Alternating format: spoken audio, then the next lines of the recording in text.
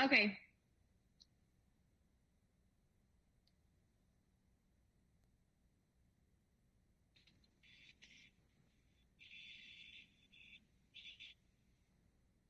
Wow. Hallelujah. Te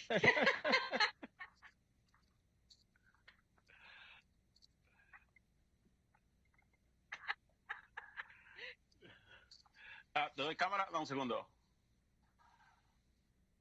Lucia, buenas tardes. We have Frank in the camera controls. Oh, that's so cool. Okay, great. How are you? I'm doing good, surviving this cruel world here in California.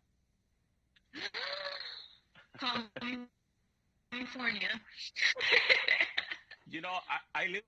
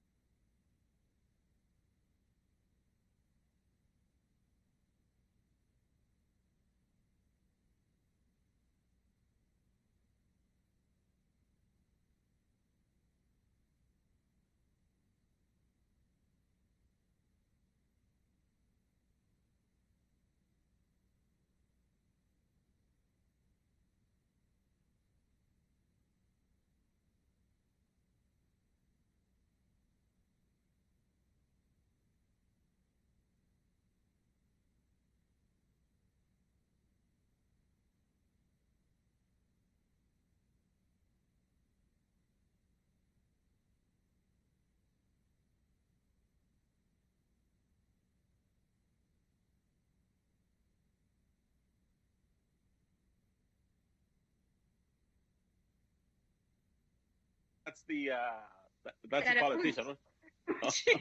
No, no, mi mamá es peruana y yo nací en Italia. So you're half Italian. I'm half Italian, half Peruvian, and I grew up in Miami. Yeah.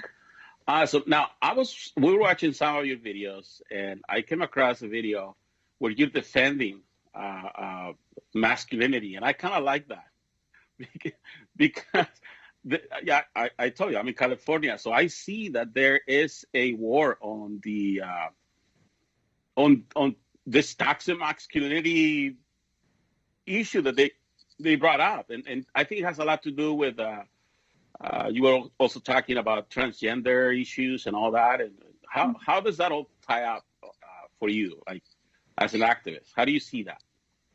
Well, I see the degrading of our men in every aspect in politics, especially when it comes to abortion, quote unquote, rights. What we see a lot of people say, and women say, they say it's my choice, it's my body to do whatever I want.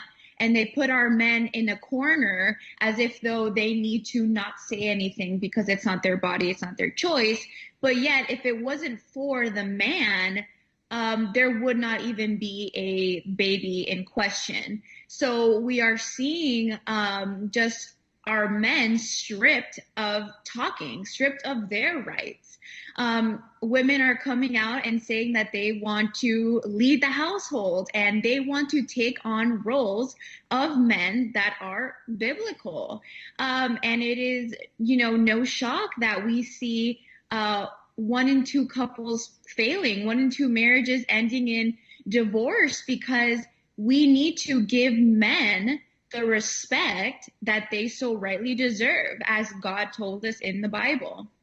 Um, and so I believe that a lot of problems in this country are stemming from us just degrading our men, and abortion being one of them. Now, I met you in Miami, and then I talked about this book that I'm promoting that I want to bring to every household, especially here in California. It's about the founding documents, and it's translated to Spanish. And you really like that idea. Oh, And wonderful. Yes. and then I'm seeing that you do have so you have a series. Your show is about bringing the Constitution forward and talking about it. What is your show about? Sure. So on Instagram, I have a Constitution class series. And this came about when I went to the Republican National Hispanic Assembly of Florida conference, where they had Chrisanne Hall, I believe her name is. She's a, diehard constitutionalist, and she talked about the Constitution. And my friend Alejandra and I, she's the one that puts on, the entire production. We came up with the idea, why don't we do, Constitution classes? And they're not going to be an hour long for, each amendment. I would like that. That would be nice. But we need something short, quick, and to the point where the ordinary and average citizen would be able to listen in and understand the foundations of a specific amendment. So on Instagram, we have a Constitution class series. And I like to say, if you don't know your rights, you won't know when they're taken from you. And so that's been really fun. And I also have my YouTube channel, The Conservative Next Door, where I just give my commentary on everything that's going on, politics, culture, from a Christian conservative perspective. Now, also something that you talked about at the event that I was at, you said two things that stayed with me. And one of them I was going to talk to you about, but you talked about being okay with God. Like you really brought things in a perspective for me. Like if you, does this have a lot to do with these people, this Democrats trying to remove God from our lives? Because I see that's an issue that I'm fighting against. I didn't know politics was so spiritual, but it seems that it's really like a spiritual war that we're experiencing here. Yes, I would say it is a spiritual war. But I will also say that I believe there are Democrats that are Christians that understand the gospel. I wouldn't say that there are socialists that are Christians. I don't think the two and two go together. However, when it comes to Democrats, I cannot say no, definitely there cannot be any Christians there. What I've learned in my walk with Christ is that you don't have to be a Republican to be a Christian, or vice versa. The Church of Jesus Christ brings together the Jews and the Gentiles. So we are meant to rub shoulders with people that we do not agree with. And the only thing that unites us is the blood of Christ. If you're in church with the people that have the same political views as you, or you guys go into small group because you both are Republicans, guess what? That group is going to flourish no matter what, because you guys have that in common. So you don't need God in that group to flourish. But if you're sitting next to a Democrat, you're rubbing shoulders with them, and Christ is the only thing that unites you both, then God gets the ultimate glory in that. So I would say that there are some people on the left who are very godless, don't want to see our Bible being taught in school. They just don't want anything to do with God. And I can understand that from people who don't know God. And us as Christians, as conservatives, we are called to love on them because they don't know God. They don't know any better. So they're operating from their own moral standard, and we're operating from the Word of God. So you're absolutely right. It is a spiritual battle. The way we win this battle is by praying and by loving our brothers and sisters in Christ. But we need to be doing everything in love. Now, somebody as young as you, I mean, you really inspired me, because your generation is being attacked. And you also talked in this event that we were at about this, the effects that abortion has in women, and that really stayed with me. And even we had Patricia here in this channel. We interviewed her because I think her activism it's awesome. I think what she's doing it's great for our community, especially. How does that tie into your activism? So I am a part of post-abortive activism, which is where we reach out to women who have gone through abortions and who need healing. A lot of women stay silent and hold that suffering for such a long time, thinking they can't tell anyone, they can't tell the church, and they suffer in silence. There's something called post-abortive symptom. The woman experiences depression, suicidal thoughts. I mean, if she's a Christian, every single day she's going to be asking herself, am I going to go to hell? I mean, this is real stuff. And I've sat with these women and I've counseled them. And so we have a Bible study for them called Forgiven and Set Free. And we walk with these women. I've heard stories about women being forced to get abortions. And it's just stories that will make your heart break. And so when we talk, okay, you know, we always talk about how it is not your body, it is not your choice. You know, the baby is a victim. And that's absolutely right. I believe the baby is a victim. But in many ways, the woman also is, because they get force-fed a narrative by the left, by Planned Parenthood, by the media, by entertainment, that they, in order for them to succeed, to have a career or to do better in life, then that means they cannot have a baby, that a baby would be a hindrance for them to do that. So they fall victim into that lie. And that is a lie. That's a lie straight from the pit of hell. And so when they believe that lie and they go through the abortion, they find out, unfortunately, that nothing would have been better in this world. I mean, no career, no amount of money would have been better than that child, than that life. We cannot compare a human being life to success in career. I mean, that's absurd, right? So they figure that out. Go ahead. Do you want to say? We're gonna go to a short break and we'll be right back. Okay.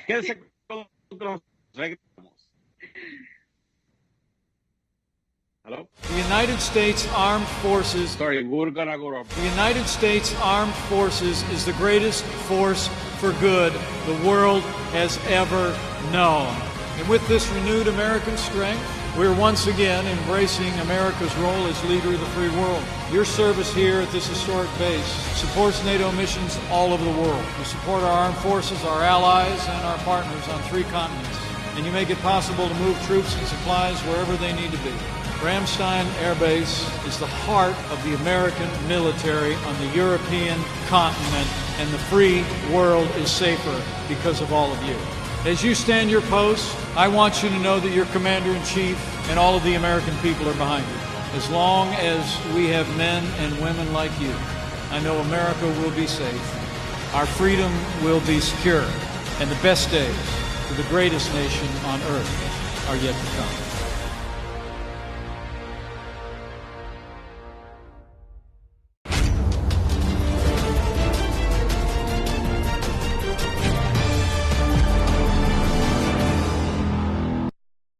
A lot to say about that. I was actually very proud about Mario Lopez when he said that, and then he retracted what he said. Hello, everyone. Like, wow, welcome to the Conservative Next Door. I'm Lucia, Scatamacchia, and today's that was my first Lopez. YouTube video. Oh, that's crazy. My God, if you are 3 years old and you're saying you're feeling a certain way, and you think you're a boy or a girl, I think it's dangerous as a parent to make that determination then. He continued that that's alarming for parents to let their 3-year-old decide what gender they want to be. You heard that right. A 3-year-old deciding what gender. At 3 years old, I was thinking about unicorns and bubblegum. I didn't even know what gender was. So let's break this down. Before we do that, I'm going to sip my coffee. Oh my God. Italian coffee is the best coffee. I'm going to tell you that right now. Okay, so a lot of people are surprised that Mario Lopez is getting backlash from the mainstream media for making these comments. The media says that he's being insensitive to the LGBTQ community, which is funny because there's nothing insensitive about that statement.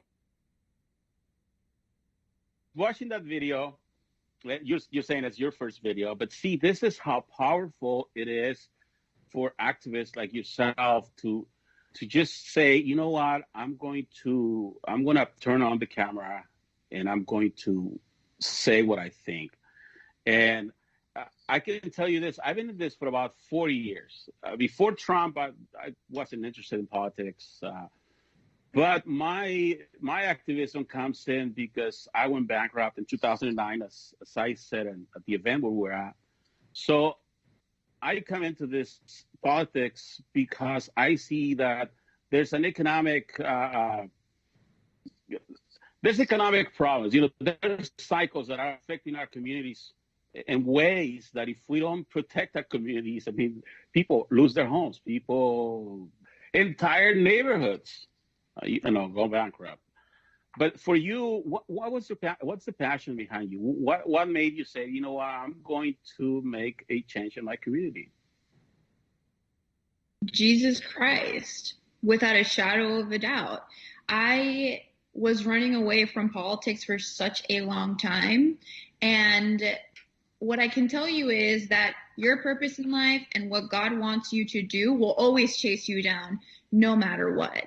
And the reason why I decided, okay, I want to be outspoken about this is because I want to encourage and empower other young Christian conservatives to stand up for what they believe in. I cannot tell you how many of my quote unquote friends unfollowed me, called me really ugly names for, saying Jesus, saying God, for standing up for President Donald Trump. I had so many people tell me rude things, but I also had people say, thank you so much for making these videos. I know I'm not alone, or I'm glad to know I have another sister in Christ fighting for what we believe in. So very much like you, right? The economy and the way things were back then really inspired you. And I must say that seeing my generation go towards such godless ways has really inspired me, because I want them to know how sweet it is to follow Jesus. It's not something you do when you're older, okay? You want to have a relationship with God, and it's beautiful to have a relationship with God, even at this young age. And that's what I want them to understand. This world that they're being fed, just going out, partying, losing your mind, not caring about politics, not caring about religion. That's not where it is. That's not joy lies. Joy lies in Jesus Christ. And I want them to experience the same joy that I have. Now, this topic on this video, and we can listen to a little bit later, a little bit more. But really, that's when Mario Lopez, and I even sent a tweet to Mario, and I congratulated him. And I was saying, we really need a Hispanic role model that is conservative, because I've been fighting with George Lopez for a while. and so I was saying, Mario, you're going to be the one. And then he retracted that. How did you feel about that? Do you feel that Hollywood has so much pressure on these guys that they can't say what they feel? I think that it was a coward move. And for you to retract a statement, then that must mean that you weren't so set and firm in your values in the first place.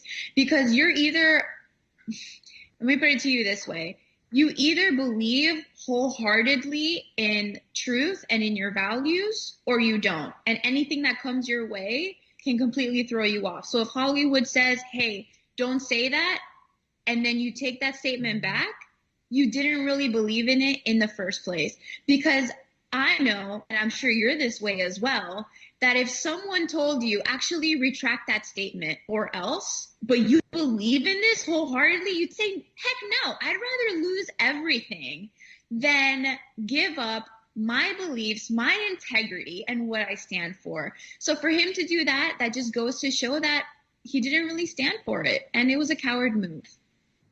Yeah, because we are in need of Hispanic leaders, effective leaders, because we have people like Jorge Ramos, people like Jose Diaz-Balart, Ana Navarro, and it seems that these guys I'm not really sure if they're trying to appeal to their stockholders or that's really their message.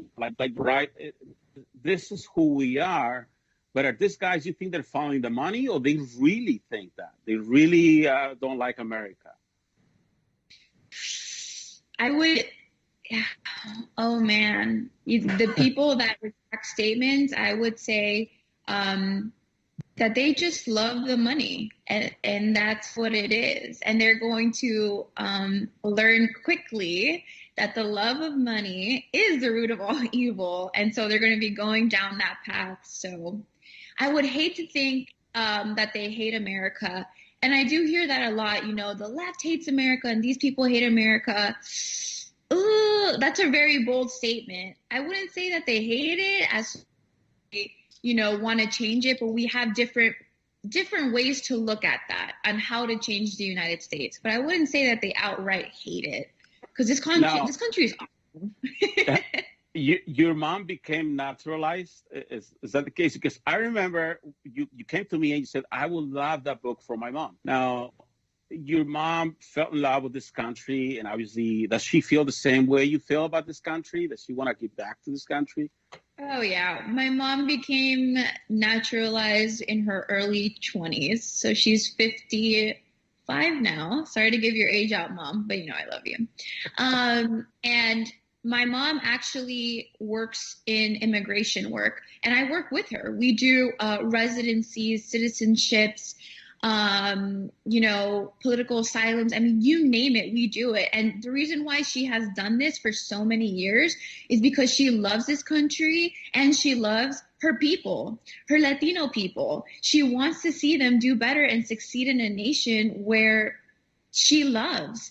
And so I said, man, I would really love that for my mom, because she's told me since I could remember that this country is it, okay? That she wouldn't want to live anywhere else but the United States. And my dad is the same way, but to be specific, Miami, Florida, okay? Shout out to Miami. And so my mom was a Democrat for a very long time, believe it or not. And when I asked her, why are you for Hillary Clinton? Why are you a Democrat? She would just respond, because I am, And what I decided to do was every single day while working with her, I'll play Ben Shapiro in the background, or I'll start playing, Fox News or something like that.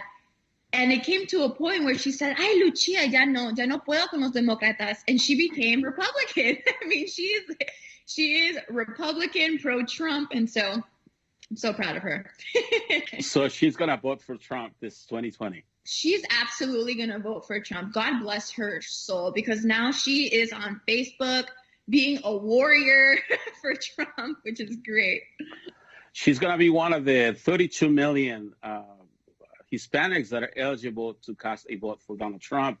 And that is your mom is the person that we have to go after. We have to welcome them. We have to make them feel that they made the right choice, because the Democrats of today are not the Democrats of the 60s that I hear about. I wasn't here. I was born and raised in Mexico.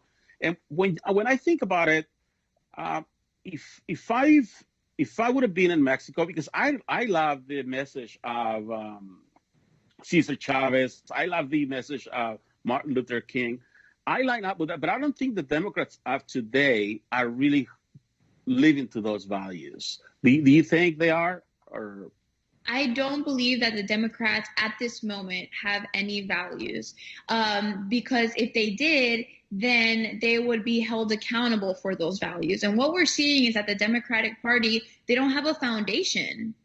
They flip-flop left and right. They can't even tell you if there's two genders, okay? They can't put limits on anything. And so if they don't have that, they don't have values, they don't have foundations, not accountable to anyone. Now, if we look at the Conservative Party, the Republican Party, people know exactly what we stand for. We will not budge, okay? And those are our values, and we are held accountable. You know, how many times has someone told you, oh, aren't you a conservative though? Why are you acting this way? Aren't you a Christian? Why are you acting this way? Because they know what you stand for and that you are held accountable for something. And so the Democratic Party, I have no idea what they stand for in terms of values. I know that they want big government. I know that they don't want schools to kill babies in the womb. And that to me does not sound good. Wouldn't understand why anyone would be a part of that party. We're going to go to a short break and we'll be right back. Conmigo, Lucia, una activista que usted debe de conocer y seguir. Regresamos en unos momentos.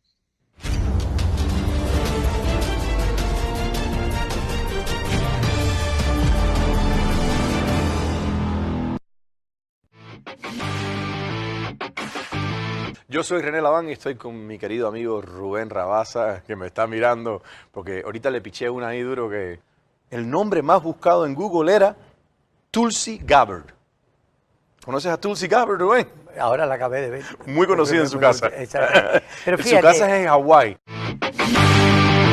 Los latinos de habla hispana que ven Telemundo, Univisión, las dos cadenas principales, no vieron esta transmisión.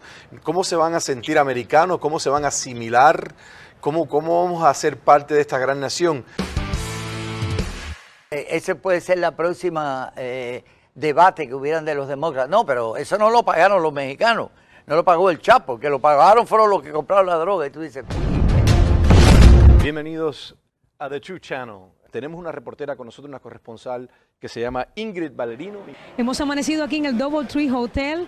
Están muchos latinos congregados esta mañana apoyando a la campaña de Donald Trump. Vamos a darle las gracias por su servicio. Pero eso no es culpa de Donald Trump, mi gente, no es culpa de Donald Trump, ni es culpa del vicepresidente, ni es culpa de este gobierno. Es culpa del papá y la mamá que estaban en El Salvador, que estaban en México, que estaban en Nicaragua y le dijeron, lárgate para allá solo. Entonces estaba un muchacho el otro día que se murió con la anita ahogada. Y era culpa de Trump. ¿Cómo también? eso va a ser culpa de Trump? No. Entonces, no, lo que pasa es que Trump habla claro. Que si el peine hubiese tenido solamente 10, este muchachito nada más que tenía que hacer vaciar 10, soltar, meter otro peine. ¿Qué diferencia hubiese? El de Dayton, Ohio. El de Dayton, Ohio. Porque el primero, o sea, Patrick Cruz fue que se... ¿Qué tal, amigos? Ya estamos de regreso aquí en el canal de la verdad de True, el canal que le trae noticias verdaderas en su idioma y al momento. Conmigo, Lucia, can you say the last name for me? Scatamacchia. No, Scatamacchia. Scatamacchia. Lucia, you were telling me that these classes that you're doing, these constitutional classes, are becoming a hit.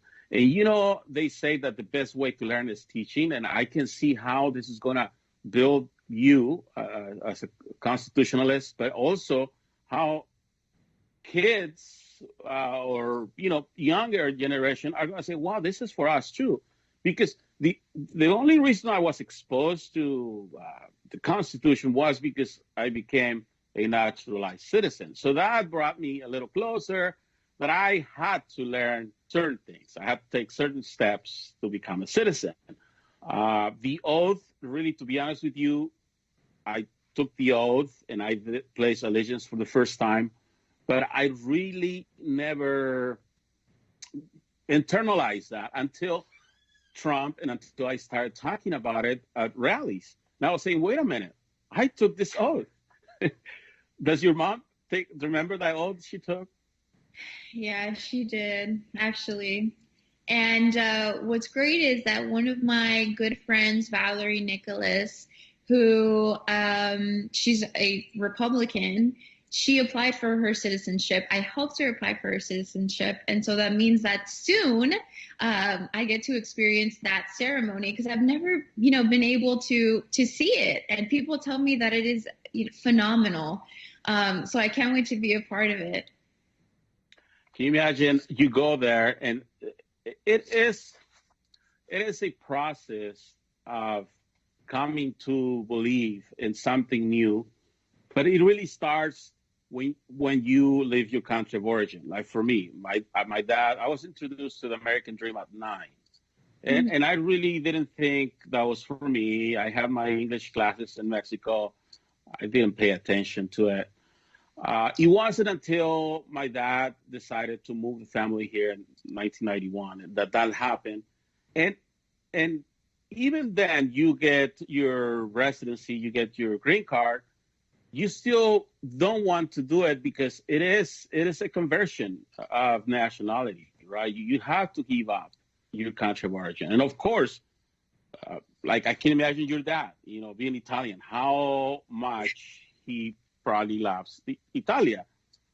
How was things for him? Was it easy for him? No, my dad, up until a few years ago, said, I am not going to be a citizen of this country, yada, yada, yada, just in case anything happens, go back to Italy. Well, it turns out that a few years ago, my dad decided I need to become a citizen of this nation. And he studied for the test. I helped him study.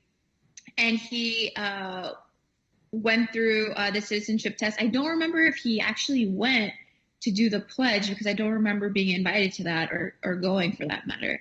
But I can say wholeheartedly, my dad loves Italy. What's not to love about Italy? You got good food. Our family is there. But my dad decided to stay in the United States for a reason. And that is because this is the best country in the world. And when you're going through that citizenship process, and you have to learn the history because they're going to ask you those questions the date of your interview. It's just so beautiful to reflect on our founding as a nation. And we're still a very young country, And so I'm sure for you, it was great to have to study that and to really understand what brought this country together. And the amazing men, thank you, men came together and founded this country. So enough with attacking our men. I am over hearing that from the left. I was telling my dad, there's an agenda. They're trying to create a new version of malehood, a beta man. And that's because some of my dad's grandkids, they're into the vegan diet, they're into all that, and there's an agenda. He just doesn't understand what's going on. But Lucia, I was fortunate enough to be invited to speak at a rally. We call it the mother of all rallies. It's a rally that we did in Washington, D.C. of all the patriots that helped elect Donald Trump. We did it, I think, 2017 was the first one. So all the political activists of all groups got together, and we had a great turnout. But for me to be there in front of the Lincoln Memorial,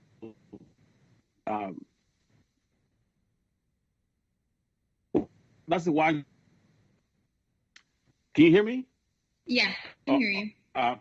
So I guess I wasn't really, this came to me so fast because I had to actually talk about the Declaration of Independence and how these men, again, get together and they basically, they know once they signed the Declaration of Independence, life as they knew it was gone. I mean, they could have been, if this would have not worked out, they could have been killed. I mean, they were signing that with their lives. Yeah. And then you talk about an independent, a constitution that secures that Declaration of Independence, and you have the Bill of Rights, and everything comes together. And as I was speaking about this, I only had like 5 minutes, 6 minutes, I think. I'm thinking like, wow, from all the way in Mexico when I was 9, and my dad told me about the American dream, and now I'm here it was just amazing. Oh wow! Oh wow! I felt so empowered. I mean, and then the Americans, the ones that are supposed to be racist and the ones that don't like me because of the color of my skin, when I went down from the stage, they were hugging me. I mean, they were crying for me of joy. Yeah. Because I told them, Americans, you gave me a wife, you gave me kids, you gave me an opportunity to be one of you guys. Yeah. And when you put all that together and the classes that are doing, that really, really, really makes a difference. Oh, that's wonderful. I wish I was there to hear that, and I can just experience that vicariously through you telling me this right now. I can only imagine how incredible that was. And for Americans, but it's not, something that's shocking. I think that the media likes to make it seem that white Americans are not for Hispanics at all. They don't want Hispanics here. And that's true. I mean, we do want immigrants, but they need to come in legally.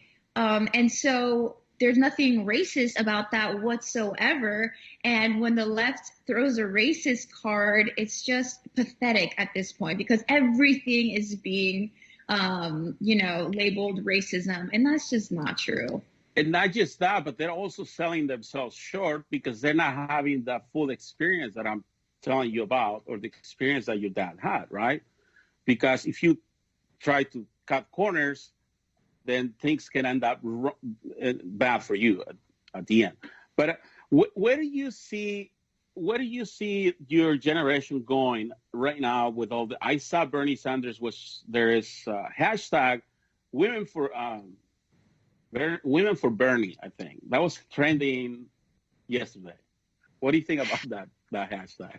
I did not see that hashtag women for Bernie. It seems as though he's trying to copycat President Trump. That's what I can, right off the bat tell you. So I have nothing nice to say about Bernie Sanders. I think his ideas are terrible. I think that his time in Congress has been a complete and utter waste of time. He hasn't done anything but try to impose his socialist agenda. And it just, bewilders me that he's even running for president again. As far as my generation, I do have faith that things will turn around because I know the God that I serve, and the God that I serve is faithful and he's powerful.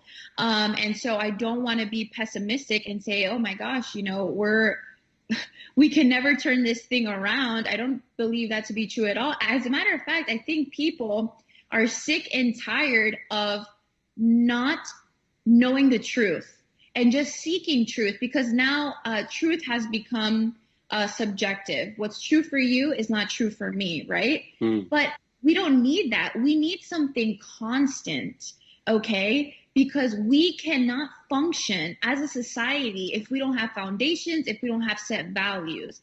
And I think people are waking up and starting to realize that. You do speak a little bit about that. We're going to go to a short break and move right back because you do speak of that on your video, that the Bible, the message of the Bible transcends. It's just one message. It doesn't go with the feelings of the era, of the time, right? Correct, yeah. Quédese con nosotros. Regresamos. I'm going to let I don't know if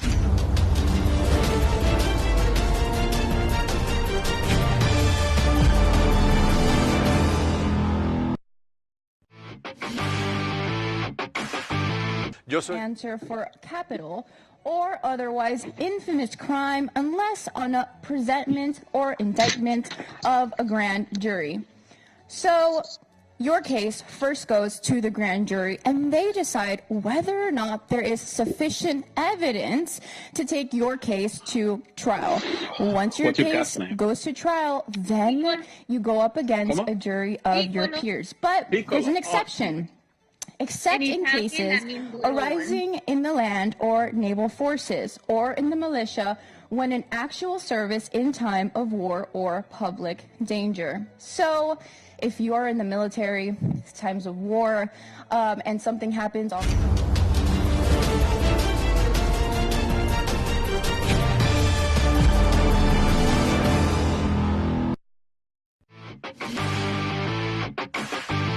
Yo soy René Laván y estoy con mi querido amigo Rubén Rabasa, que me está mirando, porque ahorita le piché una ahí duro que el nombre más buscado en Google era Tulsi Gabbard. ¿Conoces a Tulsi Gabbard, Rubén? Ahora la acabé de ver. Muy conocida en su casa. Pero Su casa es en Hawái. Los latinos de habla hispana que ven Telemundo, Univisión, las dos cadenas principales, no vieron esta transmisión. ¿Cómo se van a sentir americanos? ¿Cómo se van a asimilar? ¿Cómo vamos a ser parte de esta gran nación?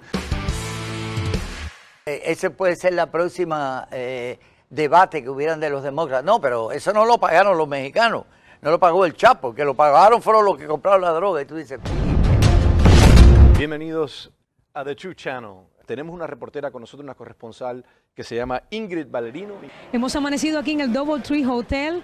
Están muchos latinos congregados esta mañana apoyando a la campaña de Donald Trump. Vamos a darle las gracias por su servicio. Pero eso no es culpa de Donald Trump, mi gente. No es culpa de Donald Trump, ni es culpa del vicepresidente, ni es culpa de este gobierno. Es culpa del papá y la mamá que estaban en El Salvador, que estaban en México, que estaban en Nicaragua y le dijeron, lárgate para allá solo. Entonces estaba un muchacho el otro día que se murió con la anita ahogada. Y era culpa de Trump. ¿Cómo también. eso va a ser culpa de Trump? Entonces, no, lo que pasa es que Trump habla claro. Que si el peine hubiese tenido solamente 10, este muchachito nada más que tenía que hacer vaciar 10, soltar, meter otro peine. ¿Qué diferencia hubiese? El de Dayton, Ohio. El de Dayton, Ohio. Porque el primero, o sea, Patrick Cruz fue, que se está vivo todavía, no se arrepiente de nada, fue 45 minutos. Venezuela era el gran mecena de todos estos vagos del izquierdismo y del mundo progre. Tú no tienes tu Facebook aquí, tú siempre haces tu Facebook que la gente te escriba, ¿no? Está escribiendo mucha gente. No voy a decir ciertas cosas por secrecía, pero me preocupa. ¿Qué tipo de plataforma es? ¿Una plataforma informática de aplicación militar? Filtraban palabras. Sí. Cuando no les gustaba, en Google filtraban esa no, palabra pero es que y si la bloqueaban. Google ahora ya declaró un ingeniero que trabaja para ellos que tiene una campaña sistemática de manipulación informática en contra del presidente Trump. Usted está en sintonía de The True Channel. El problema de las economías que siempre se han apoyado en esquemas marxistas. Sí, nos da tiempo de uno más antes de ir a la siguiente pausa. Es ex aliado del expresidente Barack Obama. Habría sido considerado un candidato destacado para la nominación presidencial del Partido Demócrata. Sin embargo, sí podría haber estudiantes conservadores o padres conservadores. Sí, pero eso no es el requerimiento, tiene que ser un profesor. El requerimiento y imagínate si ese profesor sale a la luz y dice yo soy conservador, claro, pierde trabajo. Los jóvenes mexicanos, ¿cómo se sienten con esto? Este es el problema más grande que tiene la comunidad hispana y por qué se le es tan difícil llegarle el mensaje conservador. Las dos cadenas más grandes de los Estados Unidos de habla hispana son Univisión y Telemundo.